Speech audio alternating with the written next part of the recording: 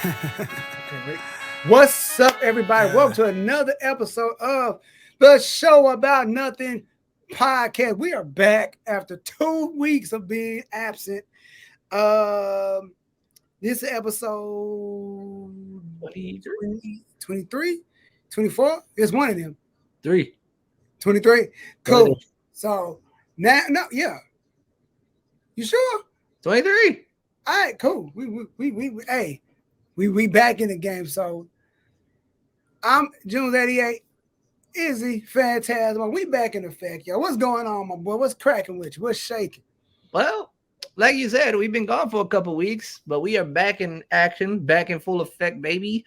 I took a little bit of a break myself. Had to take care of on a little bit of a vacation to recharge my batteries and whatnot. I was with the little sister out in Atlanta. We got to go see a full-fledged K-pop concert out there in Atlanta. Shout out to Truist Park for hosting twice this last Sunday. Well, last Sunday before? Yeah, like about a week and a half ago. Right on.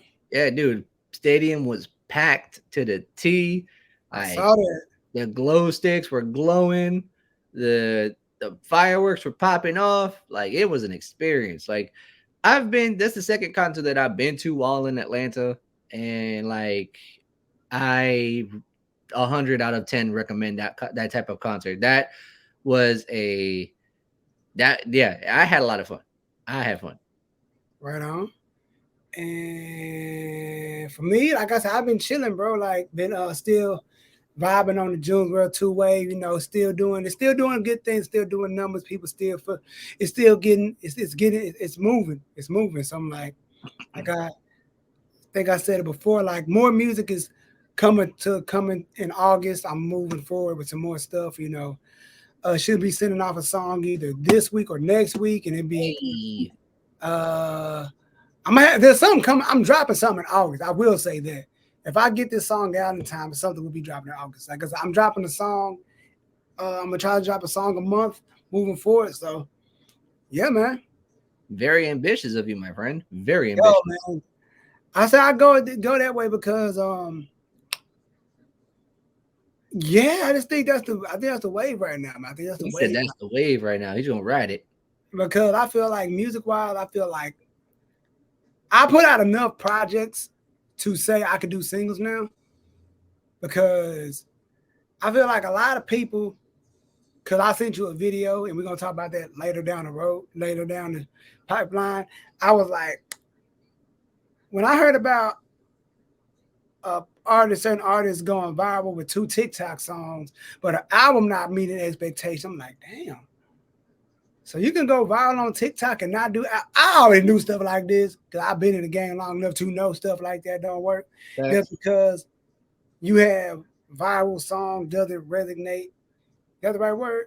It doesn't mean just because you have 2 viral songs on TikTok, it doesn't mean that you're gonna like resonate with the fans. Yeah, it ain't gonna do it. It ain't gonna move weight like you think it is. Yeah, it ain't gonna move album wise because some people just like you for the song. I like that song. Exactly. I'm not gonna tune into a whole project of just you. You know what I mean? But yeah, I'm just going to singles. Like, I feel like at the momentum I feel that I have right now, if I just drop singles and single, something is going to catch fire. Something's going to pick up. And when I do that, I got you. I appreciate that. I think you're on the right wave with that. The thing is, though, and I know you said you want to talk about it later down the pipeline, but since we're on the topic already, let's go ahead and discuss it. Let's talk about it real quick, bro. All right. Let's go ahead and kick it off like this. I think hip hop.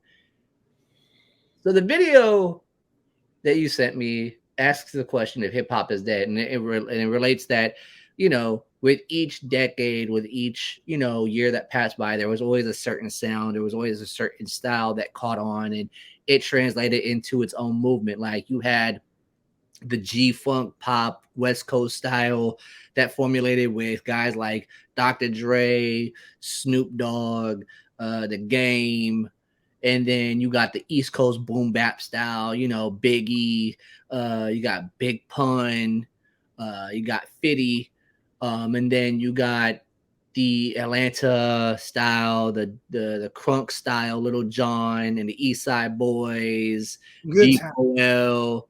Uh, and then each, like I said, each style has like its own sound. Each sound had its own style, and like it just resonated within a decade. And then within those decades, you had like individual artists that would like pop up and that would like dominate the game for a good chunk of the time. Like you got Drake, and uh Drake, you had Kanye, you had Oh, Kendrick Kendrick. Lamar, you Yeah. had J.Cole, and then Ye fell off the way, and then it stayed Kendrick, and it stayed Drake, and it stayed Cole. So, and everybody was saying, they were basically calling those three guys the big three when it came to hip hop, and they were saying like Drake is the heart, Kendrick's the soul, and J. Cole was like the The kind of mind. like the mind of hip hop, and it resonated all that time. And then now in today's time, you got that trap sound, and back in like the 2010s, that's when trap kind of started kicking off, Yep. and it hasn't really died off. Like it still resonates today, but it's been kind of stuck in this continual loop of like this is the only sound that I think is popular, and And is only popular because of like artists that are out right now, but also because of the influence of social media, like TikTok, for example.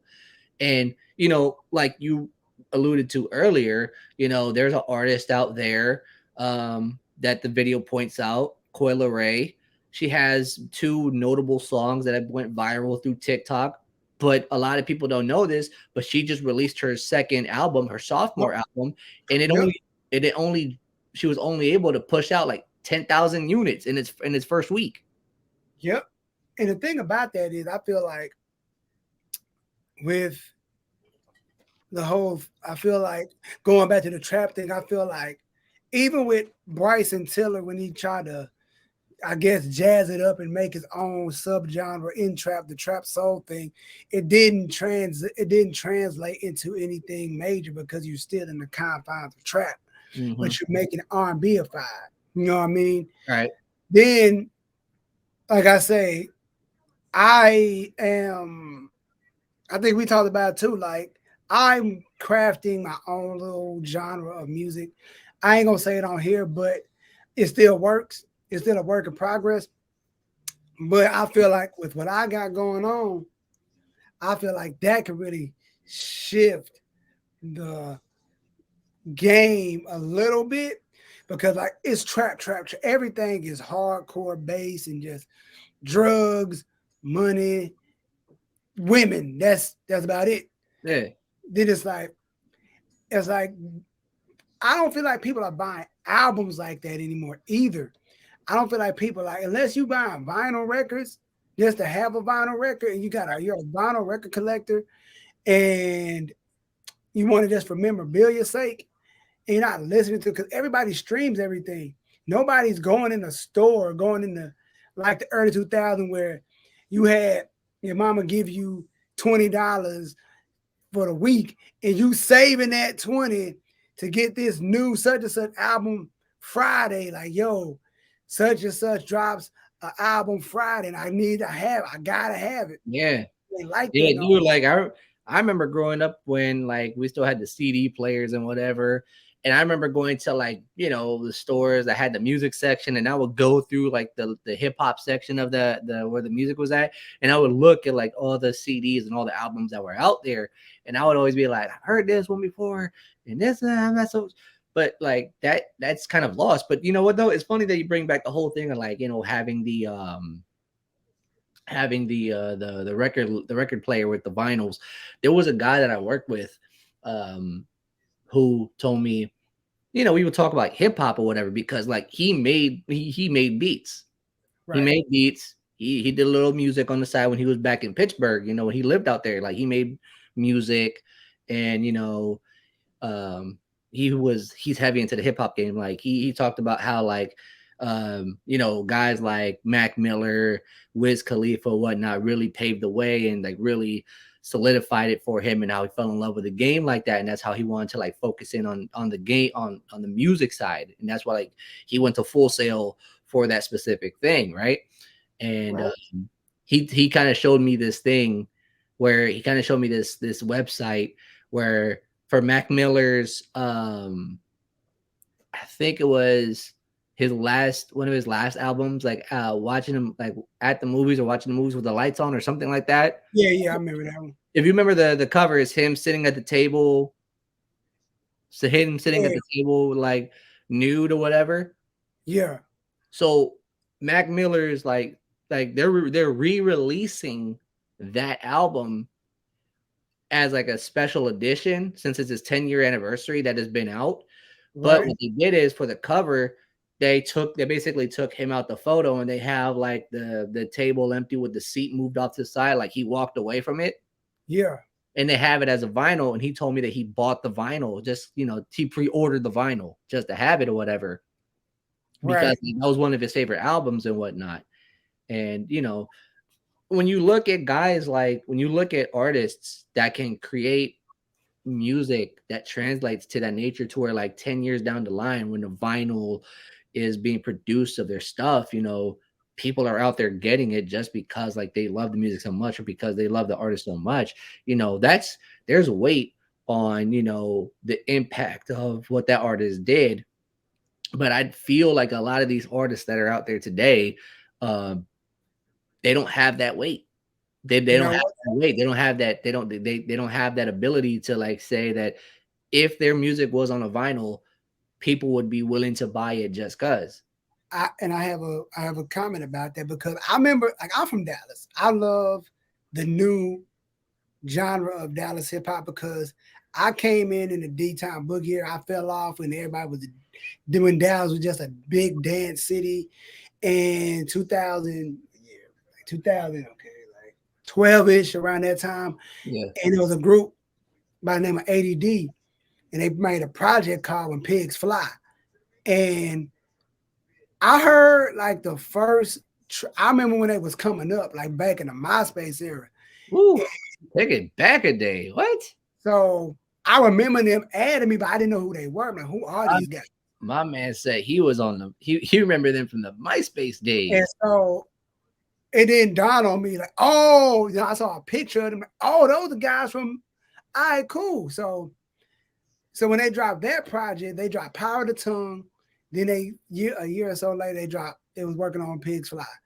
And I heard the first song, and as they were doing like promotion, I'm like, I fell in love with the project. Like, yo, I fell in love with the group. Like, yo, these guys are freaking dope. And that's like the first project from any artist I waited for. I'm like, I was like, at that time I was in college. I was broke. I had no money, but I wanted that. They had a physical copy. It was the physical. It was like crazy. It was like, I'm gonna send it to you when we get off. Like, it was nuts. Like, I waited for that project. Like, from a Dallas artist, from a Dallas group, I can say I never waited for a project like that. Like, I waited for them. Like, Mm. I put our boy Raymond on them from Virginia. I put him on their music. He was like geeking for him, like, yo, he's like, who are these guys? These dudes are dope. I'm like, I know, right? And like I've been a fan. They the group is dope. The group split now, but like that's the first project from any Dallas artist I waited for. And Mm. like they ever did like they came back together and did like a vinyl record, like limited edition, like I am paying however much that vinyl, 40, 50. I need that. I Wow. need it. Because that project is from start to finish fire. That kind of reminds me of like the first time I heard J.Cole for real, for real. Like I heard J.Cole's music prior, but it was like maybe a little singles here and there. And for me, I was kind of getting off of like what the music was about these days, and I was like looking for something a little bit different. And this is around the same time that I kind of like ran into Kendrick Lamar when I first heard him with Good Kid, Mad City. Right? So um as I'm listening, as when J. Cole drops um Oh, what was the album that really took off for him? Not Born Center. which one? Born Center. Not Born Center. Fort Oh, the 14 something drive joint. Forest Hills Drive. Yeah, that one. Yeah, yeah. When I was, it was Kendrick Lamar's "Good Kid, Mad City" and the Forest Hills Drive album that J.Cole dropped. Those were Right. the first two albums that I can say I did not skip a single song. I Mm. didn't skip a single part of that album at all. Either one of them. Because of like the of how they played within the album itself, like how they were able to just like the way that they formed the album, they created it, the way that they put the pieces together, both artists was like you couldn't dish it up any better. Right. With Kendrick Lamar, it was like you were like as you listened to the album, you could see in your mind a movie playing out. It was like a movie. And then with Right. with J.Cole, it was just like one song after another. It just tied in so well, and it was like it was layered beautifully. And I think a lot of artists they don't have. Again, I feel like they don't have the ability. They don't have the ability to have that. They don't have the ability or they don't have the strength to like really run with that because of like how watered down today's music is. And I'm even gonna go on. I'm even gonna go ahead and throw a hot take on here. I'm gonna throw a hot take right here. So I don't listen to a lot of mainstream artists these days. I don't. Okay. There's only like maybe one or two songs here and there that I might listen to, but other than that, though, I don't touch the mainstream these days. There's a lot Right. of CHH artists, a lot of Christian hip hop artists that I listen to these days, Right. and I've always had this argument. And you know, after watching the videos and listening to the albums that I've been listening to and everything in between, bro, I think I could solidly say beyond a shadow of a doubt, CHH, like Christian hip hop artists, are I think they hold 10 times more weight than what the mainstream artists have today.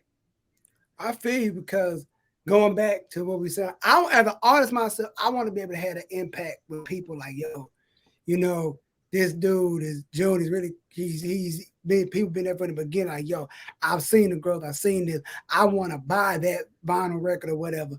And like I don't listen to a lot of mainstream hip hop either. Like if it's on the radio or it's on in a movie or I don't something, listen to the radio these days. That's the thing. Like before, you would listen to the radio nonstop, and if you heard a song you never heard of before, if the song came up or artist came on that like caught your attention, that's like, yo, who's this? So that's when you start doing your research. I don't even do that because like everybody these days, there's no original identity to anybody. It's like yeah, everybody's doing the same exact thing. because everybody's doing what's working. It's like, yo, But that works. here's the question. But here's the question though: is everybody doing what's working for them? It's not, and I'm gonna tell you why. Because I got a partner. Back in the day, he like, yo, I'm gonna go to the studio. I'm about to make a song for the club. I'll make a club song. Like, bruh, what is making? I'm like, as a person that's on, I was like still trying to like get it together music wise. I'm like, what is a club song? I'm like, dude, you first of all, you're not a club artist. I don't see your. I mean, like, you're not a club artist. Like, making a song for the club is cool, but is it going to get into the club? Is it going to get into that club you needed to be into? Mm-hmm. Because I mean, just because it's popping in the club, don't mean it's going to pop in the street. Exactly. I mean, And here's the thing, though: when you try to if you try to make a club song, like a lot of people that make club songs, if you really think about it, they've established themselves as an artist. That's their specialty. dog, let's talk about it because I feel like this. People that they want to make club songs, I'm like, I'd rather make music and whatever trickles into whatever area it trickles into, if it pops off there, cool. I want everything I do to happen organically. If something pops off on TikTok, I'm gonna make a TikTok viral song. If I make a song that goes viral on TikTok, cool. But if it transitions to something else, if everybody's using it, cool. It's kind of like let's go. It's kind of like the guy, Realist K. He had a song called the If You Like Wait for Me. That guy, him. That was all on TikTok. Like during the pandemic, that song was killing on TikTok. It got to the point where I gotta hear this whole song now. Right. Now, granted, he's not the best blow you away singer, but he's solid. He's good. But you heard a song, somebody like, I gotta hear this whole song. I'm sick and tired of hearing it. Yeah, you hear so many snippets, just like, okay, what is this? And the song is pretty good, but he's mastered the art of TikTok where he puts clips on TikTok and he drops the song. So I'm like, just make the music and whatever happens with it, let it happen. Don't force it. Like, don't force a song to be. I'm making a song for the club, and this is what it's for. How about you just make a song that if it just. I feel like people do too much to go viral and I want to make a viral song. Like, you're intending it, you're making it with the intentions of going viral. Right. Just make the song, and if it goes viral, it goes viral. Because if you try to do that, you're not gonna strike. If you do it once, cool. You're gonna be chasing lightning in a bottle. Again, it's not gonna work because it happened organically. Now you're gonna try to find a formula. What did I do the first time? What did I do that first time? Mm-hmm. It happened organically, so you're not gonna know what you did because it just happened organically. So if you it's like going viral. You Mariah Milled yourself. Great segue. So let's talk about it, bro. Let's talk about it. I really don't want to talk about this because it's getting out of hand. Like, okay. I thought we were done talking about this woman. After Twitter suspended her, I thought that was it. I thought we were finitoed, but apparently not. She has released a song, and she has come out on TikTok claiming that he abused her. Alleged, people. Alleged. Okay. So if for those who are living, well, I can't even say if you're living under a rock, because even under a rock, you're gonna find out about this. Long story short, damn, you on a roll today. I've been gone for 2 weeks, bro. I had to reload the clip. Like, and just letting it go. Go ahead, you got it. Okay, so long story short, if you guys have been living under a rock, which I don't even know how you could have missed it, even with you being underneath a rock, Mariah Mills, Zion Williamson. If you need to be caught up, here's the cliff notes. Zion Williamson has a baby announcement with his girl. Mariah Mills, a former adult film actress, comes out and says that supposedly him and her had relations with each other. They did the thing. But now she went on a full-on tirade where she was basically tweeting out pretty much responding to herself and tweeting out every single minute on the dot about him and yada, yada, yada.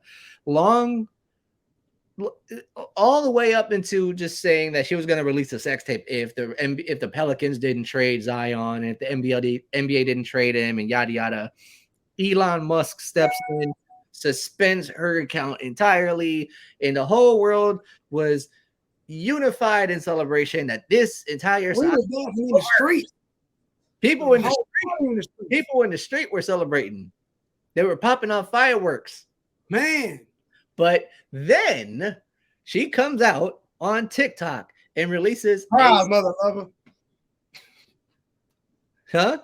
She hit that with that video. Surprise, mother lover. Exactly. She releases a song basically about the whole thing. And then when that didn't work, she then pops up again making a claim that allegedly, supposedly, maybe, we don't know, because we with her is like she's trying to stay relevant, but basically she's saying that Zion Williamson supposedly, allegedly was abusive, and like a lot of people online have been calling out the bull because the the claim that she is making is like one of the more absurd ones that I've ever heard. And only that is like, you ever heard the story of the boy that cried wolf one too many times? He cried wolf the first time. He cries wolf the first time around, and the village comes out, and he's laughing because it's a joke. And then they all go back to doing their thing, and then he cries out wolf the second time around, and then they come out again, and he's laughing again because he got him again. And then the third time around, the wolf finally shows up, and the kid cries out wolf, and nobody shows up this time. Yep. I just feel with this woman's like, I don't understand what all this is for.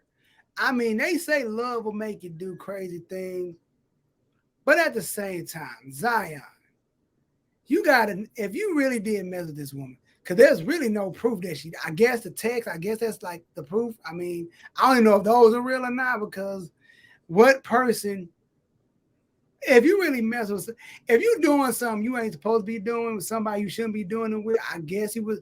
I don't believe a person like, I mean, he would be using TikTok, I mean, Snapchat, and to be texting you back. If that's it, if that's your form of communication, that should tell you that he don't want to have nothing to do with you.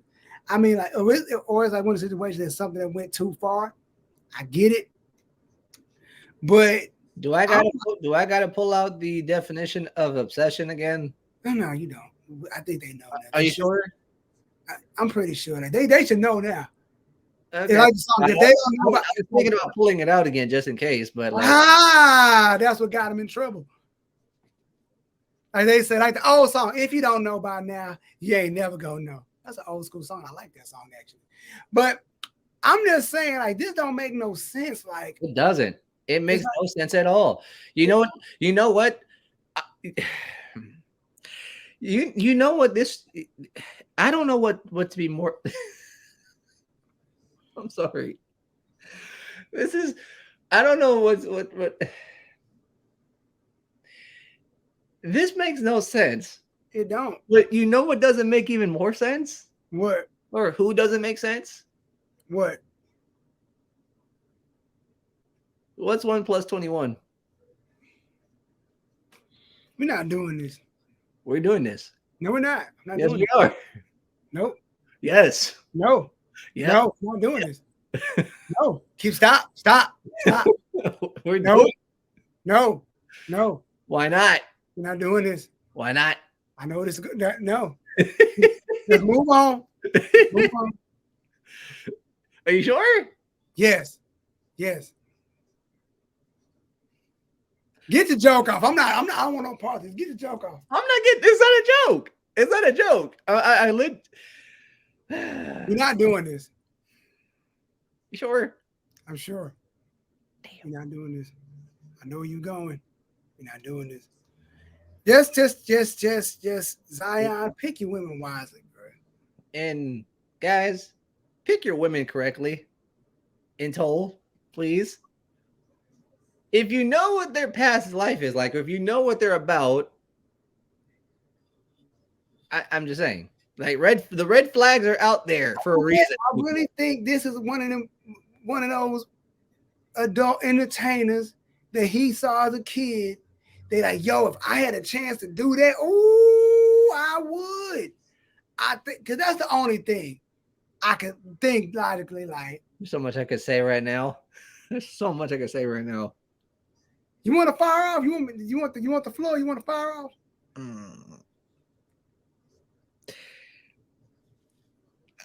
We got time. Do we have space and opportunity? Do we got time, space, and opportunity? Hey man, we giving them an hour show today, so go ahead.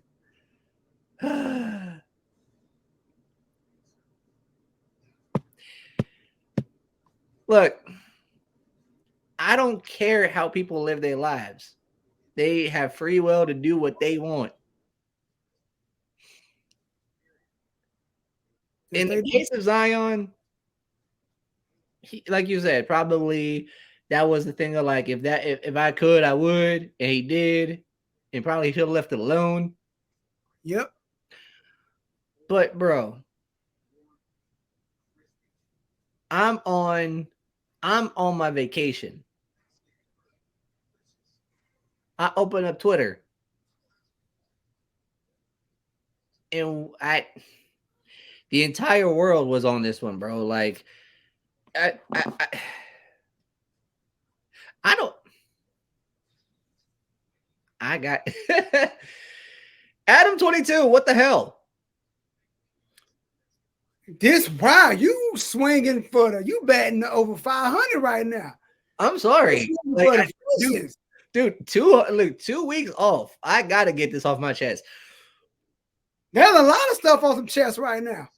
Shut up. There's a lot of stuff on some chest right now. Let me just go first. Let me tell you something. Talk, please, because now look, I don't care what you into, because we know people are into some wild stuff sexual in these sexual streets. Mm-hmm. There's couples that are into weird stuff. I mean, I can't even say weird stuff. There's some stuff that people are into. I don't judge. Well, do your thing. Bro, there's a video that I've been seeing floating around on my Twitter of a guy on his knees outside. Have you seen the Astro Boy boots? Yes, them ugly ass boots. Yes. The red boots, right? Yes. Them. Okay. There's a video floating around on Twitter, on social media, of a guy outside in a parking lot. And I've seen this video floating around like the past 2 nights. He's outside in a parking lot. And I believe it's his car that's right next to him on his knees. And there's a girl that's standing over him. Basically, I saw the video without the sound and like, I was just like, what the hell? But then I heard the conversation before it happened. And I'm like, even more like, what the hell? Dude is on the side. He's on the street, kneeling like on his knees, and the girl's standing over him. Girl has a fishnet shirt on, black tape over the bitties, over the areolas. Okay. And then she has like these like. I know it is about to go. I have a feeling I know it's about to happen. Yeah, so basically, dude's on his knees, and she's basically asking him, do you give me permission to kick you in the balls? And he's like, yes. And she said, do you give all these permission others to do the same thing? He's like, I don't know. But for her, like, yes, because I guess he was trying to get a car or whatever. Straight up field goal into between the legs.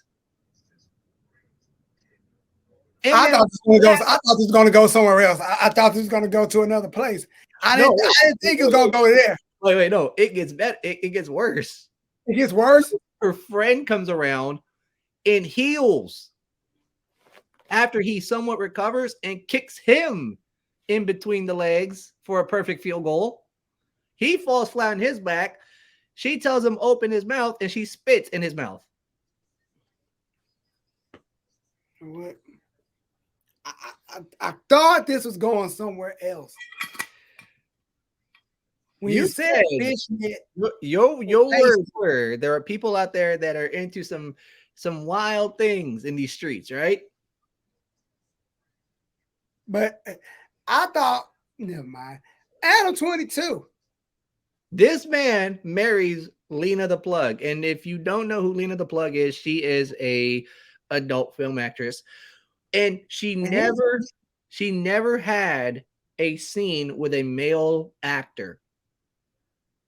Like her and Adam 22, they host a thing called the Plug Talk podcast, where basically it's her and a female guest and Adam 22, and they end up, basically tag teaming the guest, right?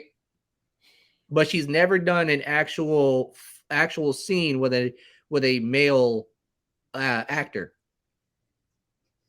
until just recently.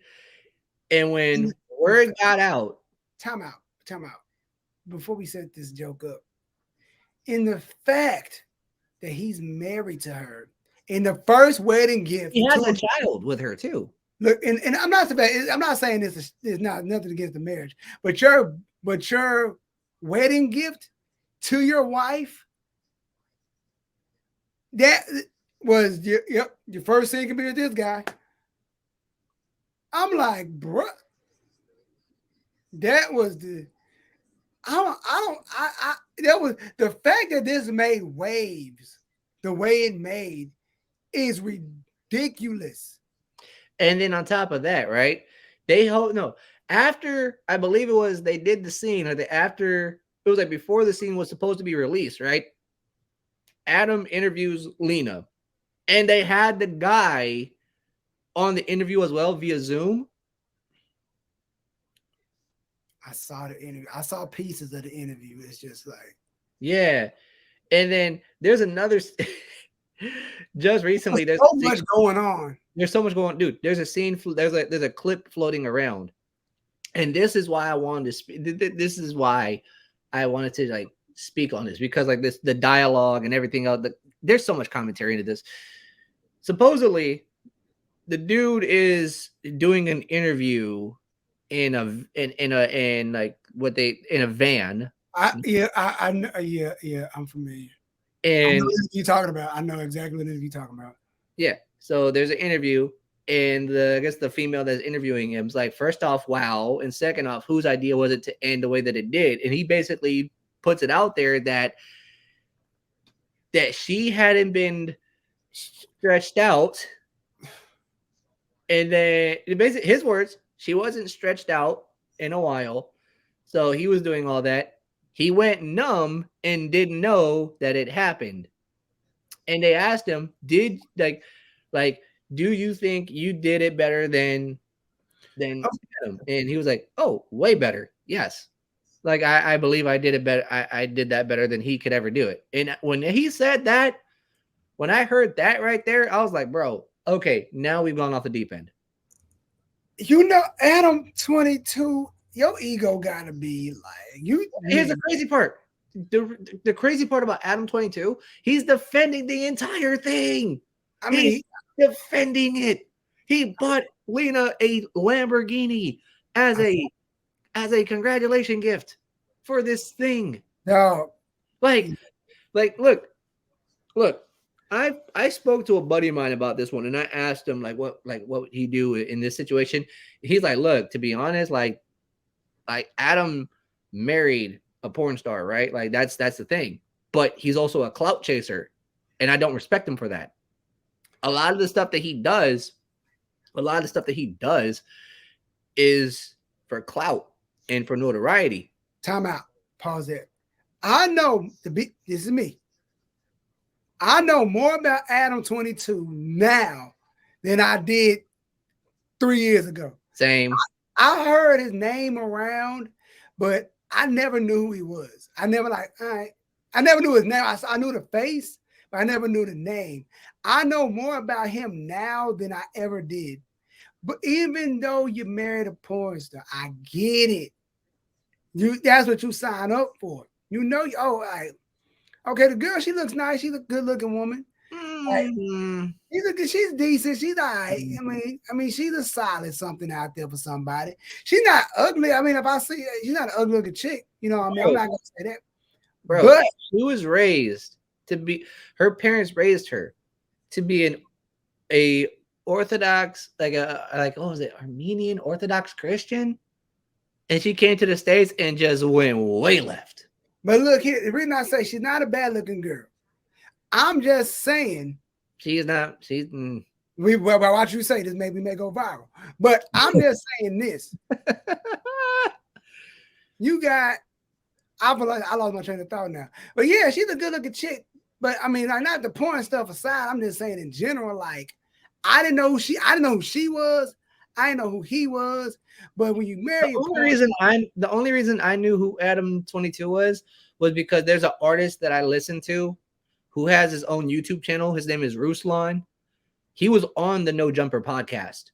And that's the only reason I know about Adam 22. That's it. Other than that, though, I had no idea, didn't even care for it until all this popped off. I'm going to get to my point. Like I said, a fairly attractive woman. Adam 22 didn't know shit about neither one of those two. But when you marry a porn star, you know what you're getting yourself into. You feel me? Like, I feel you. I'm like, I'm just shocked at the fact that it got, I'm more, if y'all know me, I'm like, why? Why is this getting so much attention? There's so much other stuff that's out here right now that could be getting so much more attention. Yeah. So much more. And this is being talked about like it's groundbreaking. There's like I know there's people that's in the weird stuff, that's in the kinky stuff. We're not kink shaming here. I'm just saying, why is this so important?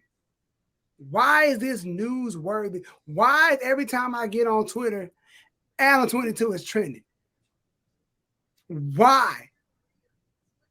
That's my thing. It don't make sense. This ain't like, it's like, it's like, why? Oh, It's the same thing with the Zion thing. Zion ain't even played a full season of basketball and he's getting talked about. We know more about Zion from his shoes exploding on the court. Him and this baby and him and this woman. Zion ain't even played a whole game. I don't even know what I know about Adam 22 and his woman. All I know is she does porn and he's a host of a podcast. That's all I know about these people. That's it. What else do we know? What other interesting facts do we know about these people? I don't know, and I don't care to know. But go ahead. I'm sorry. No. That was perfect. That was perfect. That was perfect. It's like you pretty much put out there the thoughts that were in my head about this entire situation. It's just like, why are we giving these guys so much traction? That's my thing. That's what I'm. Why are we giving people so much attention? We know what they're about. Yeah, I mean, it's, for the people that don't understand it, or like that could find the memes and the jokes about it. Okay, haha, that's funny. But like, we don't need to give these people more attention than they really need. It's like, one, like, I haven't seen it, so I don't know. But from like the still shots and everything else, I'm just like, wow, that was not that great.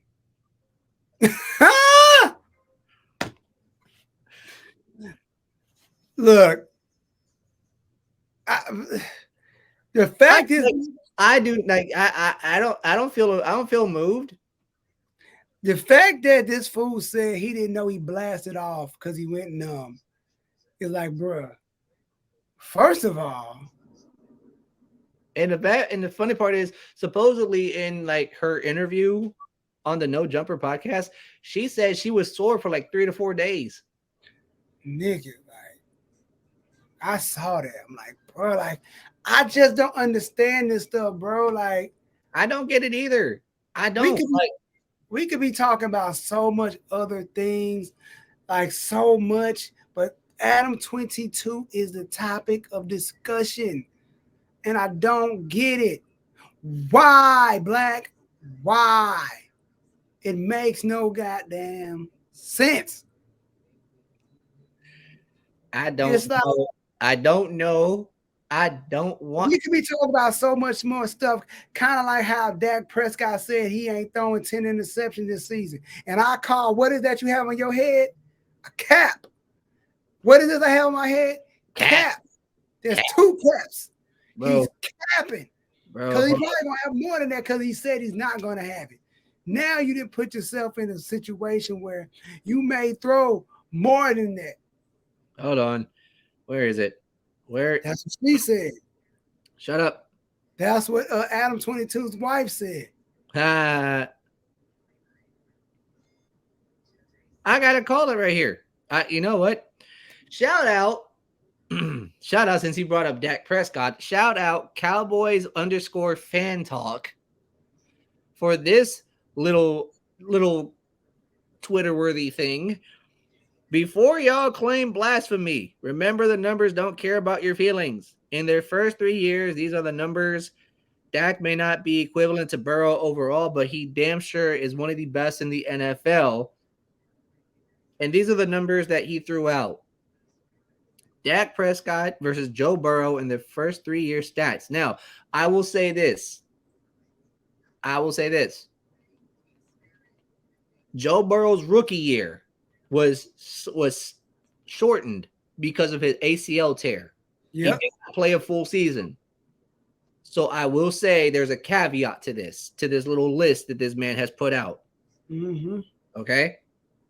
I believe if Joe Burrow played a full season his rookie year, the numbers would be way more in Joe Burrow's favor than what it is right now. Right. Okay. So for 42, it's 42 games. It's a 42 game measurement, like like the 42 game median. All right. So for Dak Prescott within 42 games, he had 1,508 attempts. He had 87 touchdowns. He's thrown for 11,801 yards. He has had 34 interceptions, a 68% completion percentage. Looks like 100 PR. I don't know what that PR is. And then 7.89 yards averaged per throw. I Right. want to say the 100 is like that's his like QBR, but I'm not sure. So don't quote me on that. Right. For Joe Burrow, in his first 42 games, 1,530 attempts, 82 touchdowns. He's thrown for 11,774 yards with 31 interceptions. He has a 68.24 completion percentage, a 100.4 PR, and 7.70 yards average. Now, again, with the caveat, I'm putting it out here. Joe Burrow did not play his first full season, his rookie year. He did not play it all the way completely because when they played the Redskins, he tore his ACL. So he did not play a full season. Mm-hmm. And I will say it again, that had Joe Burrow played the entire season, rookie year, and these last two that he's played, I guarantee you the numbers would be way more in Joe Burrow's favor. Now, to cut you off, here's my issue with it. Now, I have no problem with Dak Prescott as a person. I think he's a cool guy. As far as the Cowboy organization, I really like you see what's on my hat, but I can put stuff aside. I'm not like too like knee deep like that into the rival, like yes I am. But anyway, I can respect certain things. You got championships, you gotta respect it.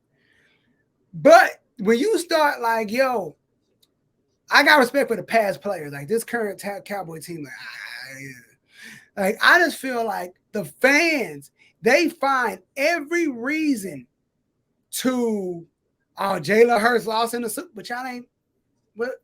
Like, man, y'all lost. No, we came back and lost it. Like, we act like I said last year, do y'all really think the way Dak played, 11 interceptions, he could have led the Cowboys against that Patrick Mahomes and company? Mm-hmm.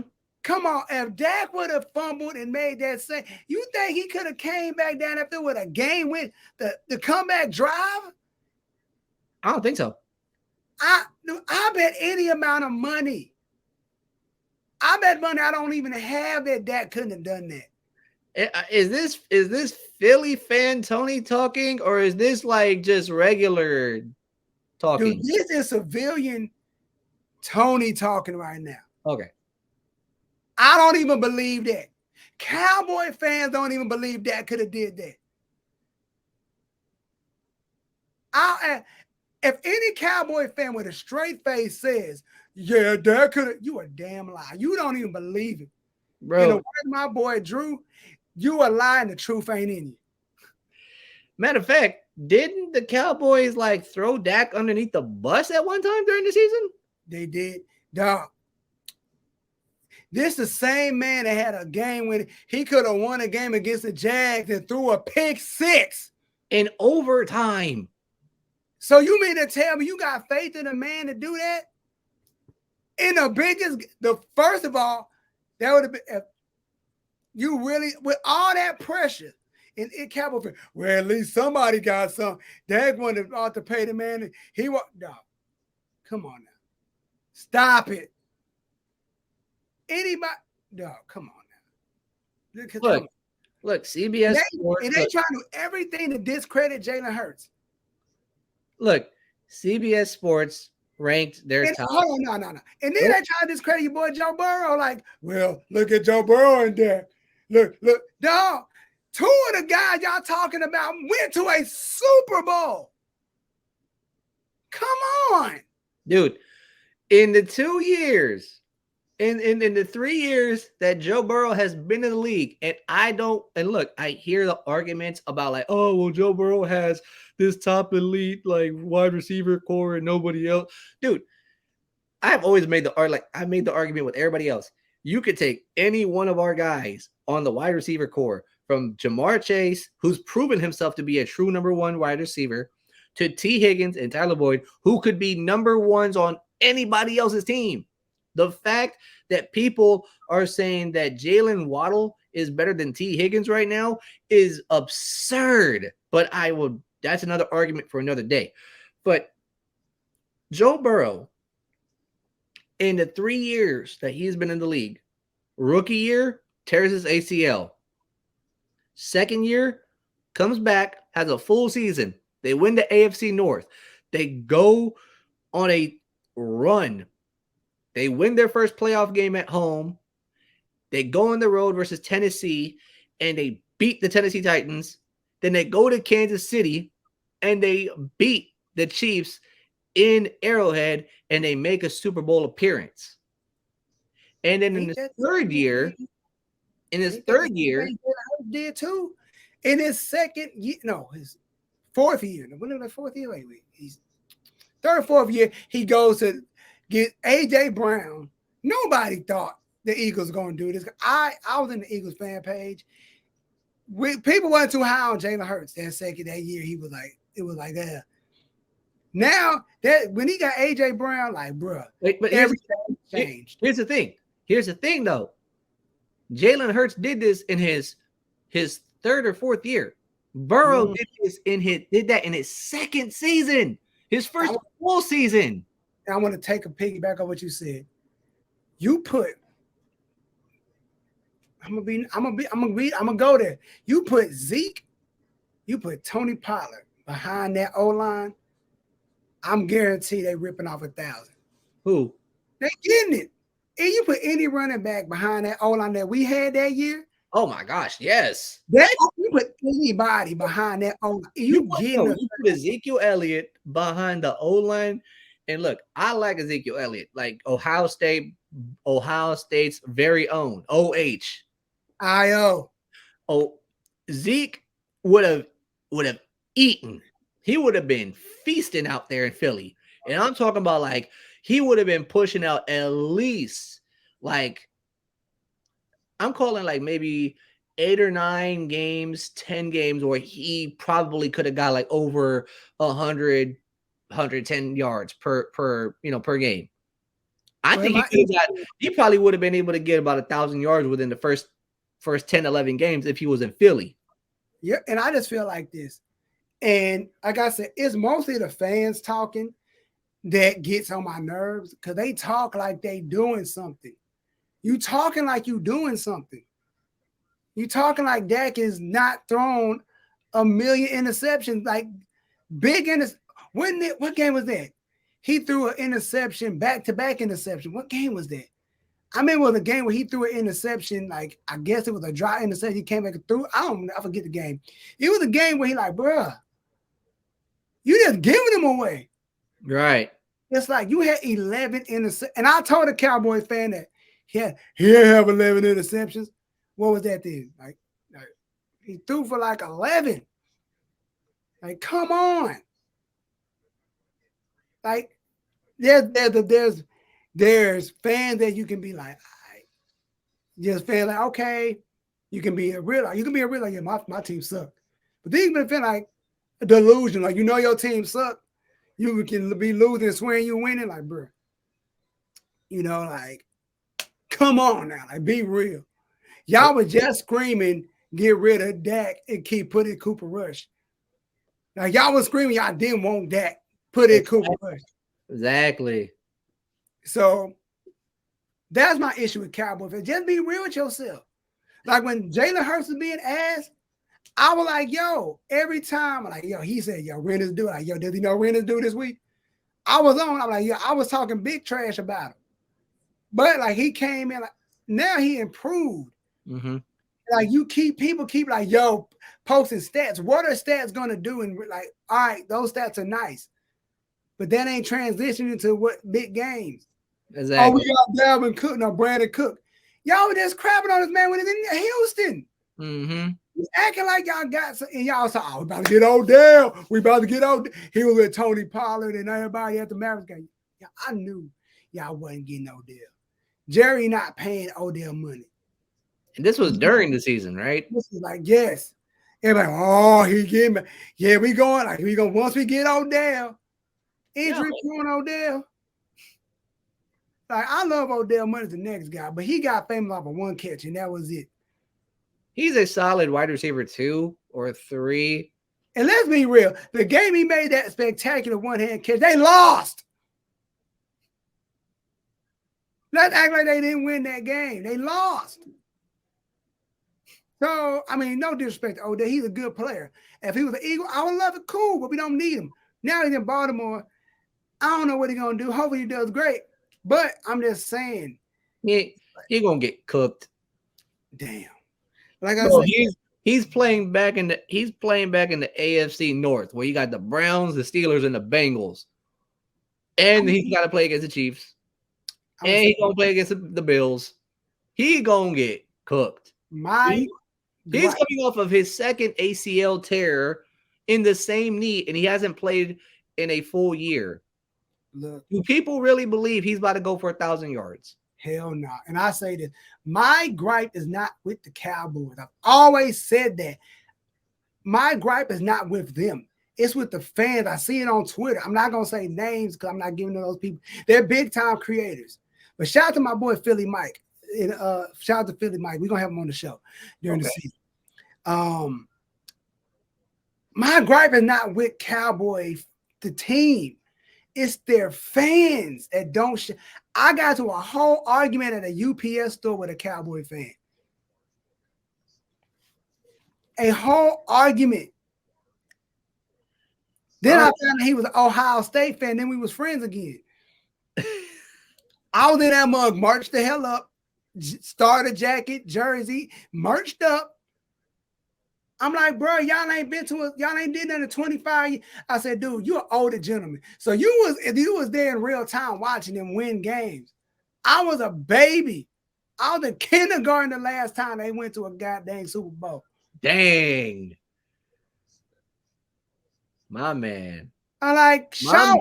You talk about me swinging for the fences. You was firing off at the hip. Dude, I was letting it go. Like, bro, you can't say nothing.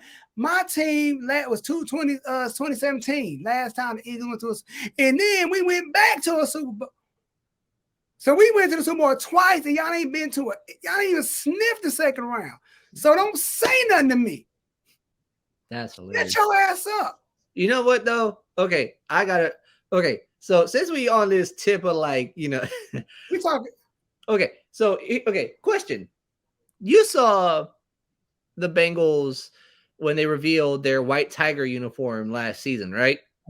I ain't gonna lie. Those are fire. Those are crispy. I ain't gonna lie. Them are nice. Okay. The Cleveland Browns have released their new white helmets that are going to be going along with the 1946 alternates. Right. This is what they look like. Okay. This is what I'll say. And if you want to see what the helmet looks like up close and personal, this is what it looks like. Okay. It's an ode to when they came into the league and they wore the white helmets to begin with. Right.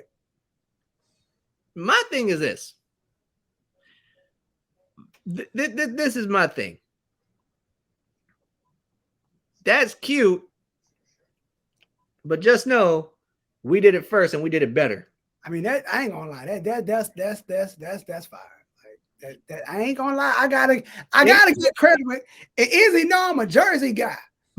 I'm a Jersey guy. So that is fire. Bro, the first time I saw that jersey, that specific jersey, it was like back in 2018, Right? like 2018 when I first saw that jersey. That jersey had me hooked. And I was like, bro, I need that. And I wasn't rooting for the team at the time, but I was like, that jersey, cold. I need that. And then they brought it back last season. And I was like, bro, that jersey's too cold. But my thing is this. Cleveland is, I ain't going front. It looks, the whole uniform as a whole, it looks dope. And I'm interested to see how these whiteout nights is going to look for you guys. Because supposedly they got 3 dates set for this jersey to come out. They got week 2 versus the Pittsburgh Steelers on Monday Night Football. Okay. Week 6 versus the 49ers. Right. And then week 17, Thursday Night Football versus the Jets. You know what though? Okay, keep going.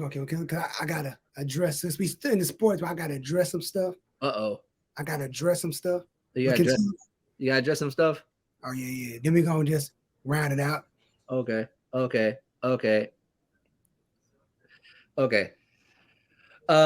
thing is this.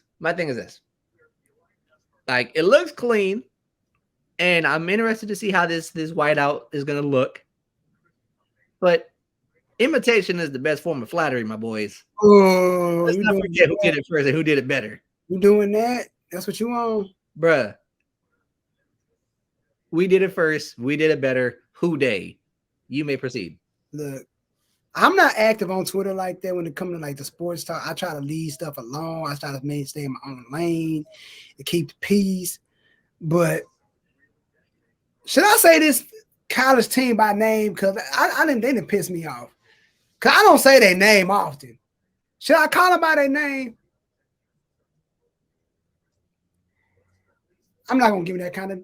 Not gonna give you that kind of. No, do it. Spill the tea, sis. Spill the tea. Michigan. Y'all fans are doing a lot of jawing right now. Y'all beat Ohio State 2 times, and y'all acting like we ain't whooped y'all ass for 8 straight. No, bro. No. Do not undersell it. Do not undersell it. 11 straight. It was 11 straight, and they got the last 2. And it would have been 12 if we would have played the COVID year. Like, y'all acting like y'all doing something. Y'all acting like those 2 wins got y'all hyped. Then y'all go, oh, y'all lost to Georgia. Nigga, y'all lost 2. Y'all lost to TCU. And they got washed. They got demolished. Bro. How you lose to a team that gets normally the team that beats you does something in the championship, but they got washed. I don't even think TCU scored. Can you fact check for me, please? Oh, what? I don't think TCU scored in that game. That game was so out of hand. Which one? The Georgia game. The national championship? Yeah. Because normally I'm so used to a game when it gets so bad, they normally say, yo, we're about to change to a more competitive game. Yeah. I'm like, they didn't say that because there was nothing else on TV. I was like, yo, this is embarrassing. Let me see. Hold on. So I'm looking at the score right now. My gosh, I forgot how bad this was. I turned the TV. I forgot how lopsided this game was. It wasn't even lopsided. It was just, dude. Okay. TCU scored a whopping 7 points. That's it. That's, you know how, bro, you gotta. The final score was. What was the score again? It was Georgia 65 to TCU's 7, and this was the scoring output. TCU put 7 on the board in the first quarter. Georgia put 17 on the board. And then in the second quarter, TCU didn't put anything on the board. Georgia put 21. Can you do something for me? And then, good one. Wow. In the third quarter, TCU put 0 on the board, and UGA put up 14 on the board. No. And then in the fourth quarter, TCU put how many on the board? 0. And Georgia put up 13 on the board. Now look, I'm not a Georgia fan. I live in Georgia. I'm not a Georgia fan, so it hurts to read that. But Michigan Wolverines got washed by a team that got blown out by halftime. If there was a mercy rule, it would have been at halftime. This should have been. But I put it this way. I say it like this. Matter of fact, I gotta get something off my chest too when it comes to Michigan as well. Because we don't say that name loosely. Me more like he gives leeway a little bit. I try not to say it. I got on my uncle about saying it. He apologized every time he said like, my bad. I'm like, yo, you know we don't say that word, right? You know what I'm saying? So he know. But if that's what 2 wins do for y'all,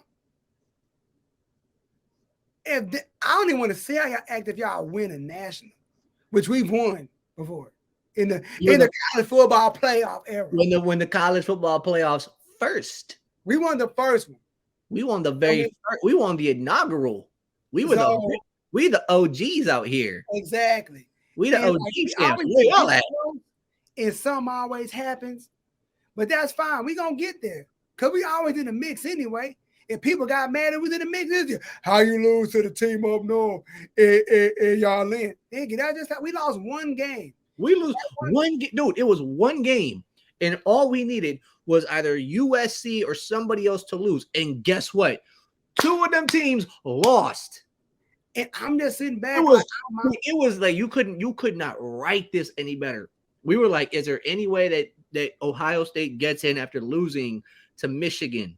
And they're like, well, it would take a miracle. It would take like one team or so to lose. And 2 teams, USC, and I forgot who the other team was, they lost in their title games. Look, I say this. I could respect them. No, I couldn't. What am I saying? Why am I lying to myself? I could see if it was balanced. It was an even playing field. Like, we won. It was back and forth. You could talk. But for how many you say? 11 straight. You've been getting your butt whooped. Bro. With the last 2. They are 2-11 versus us. Dude, that's like me and Izzy playing Madden. And he kicks my ass 12 games straight. And I come back and win 2. And Stop lying. You ain't never beat me that many times, man. Stop lying. You ready? We even. We dead even, but let's get it straight. The last few times that we went off on Madden, you've had my number. Hey, I'm just using this for the sake of argument. Like, bro, if you beat me 12 games, I have no room to say. Nigga, you lost 12 straight. But you know what though? You know what though? I know why they talking though. I know why they talking. You want to know why? Why? Because they finally got that win and it feels good. So they're on that high. And I understand that. And it's like, don't get it twisted. I came in the game the first year, CJ Stroud leading us to Ann Arbor. I'm thinking like, we was at home because we had we was at home. We was at home. At home. We lost that one. Then okay, we go, all right, I'll give you a pass, CJ, okay? A lot of pressure. Justin Fields, he put a lot of pressure. He gave my man, RP, Young Simba, a lot of pressure. This is the game. This is your first one you playing in. Yep. Okay, I'll give you that one. Then you come back and lose the second one. Like now, I'm like, I kind of don't like you right now. I'm kind of looking at you sideways, CJ. Then you ball out in those. That game versus Georgia. That's how he should have played against the team of North. Facts. And then people were like, could we see a rematch in the playoffs? I'm like, everybody. I was talking to Ohio State for like we could see it. And if he redeemed himself, those 2 games would have been forgiven. I wish we would have played them in the playoffs. I would have loved to knock their ass out. Y'all get them 2 wins in the season, but guess what? You play in the playoffs and you crap the bucket. Dude, but like I said, I just don't like the fact. I mean, I give y'all that. Y'all, the better team won. Okay, but don't act like y'all. Don't act like y'all doing something in these streets. Y'all haven't moved weight yet. They ain't moved not a Matter damn. Matter of fact, I got a gripe of my own against this team. Talk to me. There's a cornerback for the Washington Commanders by the name of Benjamin St-Juste. Okay. And I don't know if you've caught this story. And basically, Benjamin St-Juste came out with a video, I believe, on TikTok, and has been floating around, where he described how back in 2018 the team forced him to medically retire from playing. Right. But yet he got drafted in the NFL. Right. So story goes, so Benjamin St-Juste is playing for the University of Michigan. Like I said, he's a corner. He's a DB. He pulls his hamstring, has multiple hamstring pulls. And for some reason, like, the team doctors, the facility or whatever is just not, he's not getting better. He's not seeing any progression or anything like that. So the dude's from Canada. His parents are up in Canada. Right. He's by himself. The school officials come to him and they're like, hey, look, if you sign on these papers, we'll get you to a facility. We'll get you to a specialist that'll get you set up straight. And, you'll be able to, get back on the field and play. He's like, I bet. He signs the paperwork. He goes off to the specialist and he starts getting his hamstrings fixed up. Goes through, feels 100% better. Like his hamstrings are full strength. His explosiveness is back to normal, and he's moving basically the way he's supposed to be moving. Goes to the coach, tells him, hey, look, I'm back to 100% strength. I'm good to go, yada, yada, yada. Like, how can I get back on? And the coach is like, well, it's a little late for you to come in. You could sit out for the next season and, we'll go from there. He's like, all right, cool. So he's like, bet, I'll just, I'll sit out for this season. I don't mind it. And then I'll come in 2019 spring ball. I'll be ready to roll. So 2019 roll around. Spring ball happens. Mm-hmm. He goes to the coach like, hey, I'm ready to go ahead and do spring ball, like whenever you're ready. Coach pulls him in. His parents drove from Canada to Michigan, where he was at, pulled him into the office, and basically said that they couldn't put him on the field anymore, that he wasn't able to play no more. Ooh. His dad went off. Right. Now, his dad goes off. Now, here's the thing, though. He goes to multiple specialists. He goes to a specialist that works with the Indianapolis Colts in Indianapolis, right. Travels out there, meets up with a specialist, gets looked at. And the specialist, like, there's no problem with your hamstrings. Like, they're full strength. Like, you're healthy. Like, you're good to go. You're cleared. Like, you passed all the tests. And, he goes, like, again, he tries to, make his case, but they're not listening. He ends up going to Minnesota to play with the Golden Gophers. And that was a school that he got drafted out of. Come to find out later on, what happened was the paperwork that he had signed on, right, basically waived his rights to play with the team. They took away his scholarship and everything, and they gave it to somebody else.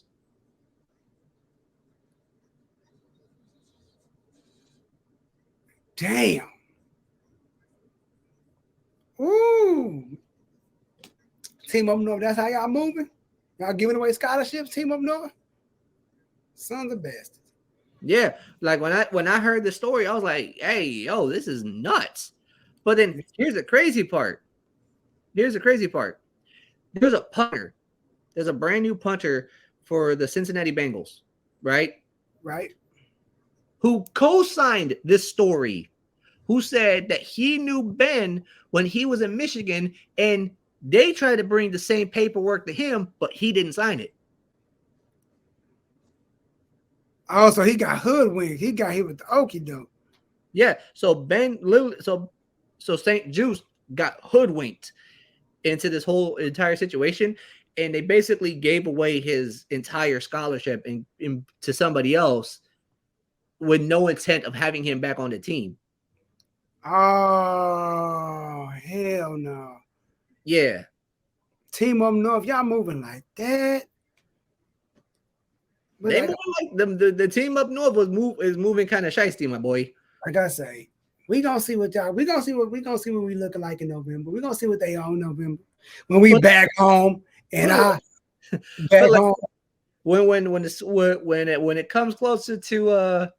it comes closer to football season, me and June over here, we're gonna take a look at the schedules and we're gonna make our predictions and we're gonna see exactly where our teams stand.